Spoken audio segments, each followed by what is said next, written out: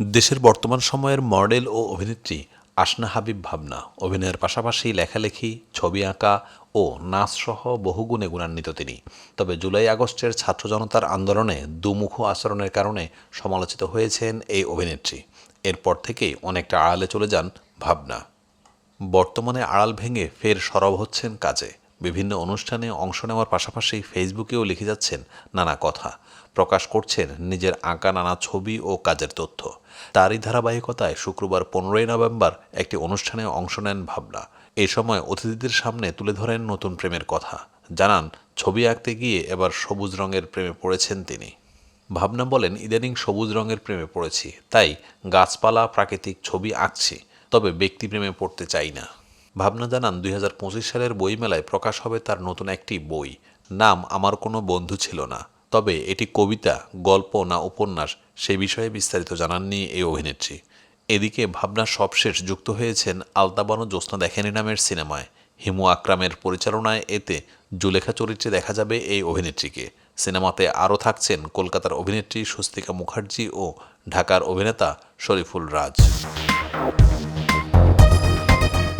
জাগো, mister Bangladesh কিংবা ওরা 7 জনের মতো প্রশংসিত সিনেমা নির্মাতা খিরিজ হায়াত খান জুলাই আগস্টের ছাত্র জনতার আন্দোলনে স্বৈরাচার শেখ হাসিনাকে উচ্ছেদ করতে সক্রিয় ছিলেন তিনি। নবগঠিত 15 সদস্য বিশিষ্ট চলচ্চিত্র সেন্সর বোর্ডে তিনি জায়গা পেয়েছেন। খিরিজ হায়াত খানকে বরাবরই নানা ইস্যুতে প্রতিবাদের সুরে কথা বলতে দেখা যায় সামাজিক যোগাযোগ মাধ্যমে। কখনো নিজের মতামত প্রকাশ করেন, কখনো বা সমাজের মানুষের কাছে বিভিন্ন বিষয়ে প্রশ্ন রাখেন।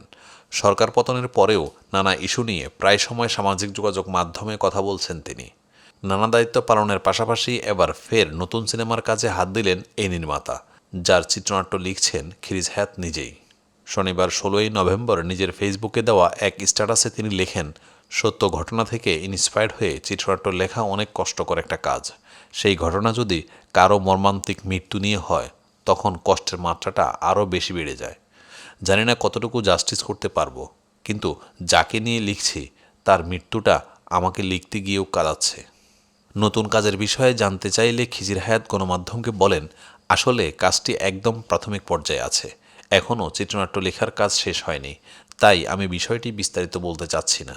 তবে এতটুকু বলবো, নতুন এই কাজটি দেশের একটি মর্মান্তিক হত্যাকাণ্ডকে নিয়ে। এদিকে 2023 সালে খিজির ঘোষণা দিয়েছিলেন পলিটিক্যাল ভায়োলেন্স নিয়ে সাম্রাজ্য নির্মাণের, যার ট্যাগলাইন ছিল রক্তের খেলায় ক্ষমতা বদলায়।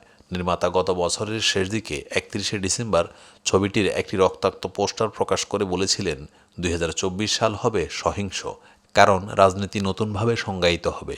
সবাই নিরাপদে থাকুন, শুভ নববর্ষ।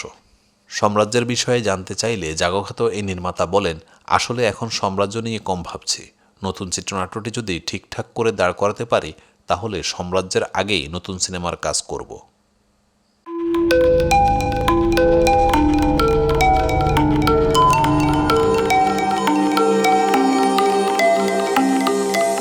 টেন টিভি, দেশ ও দশের কথা বলে।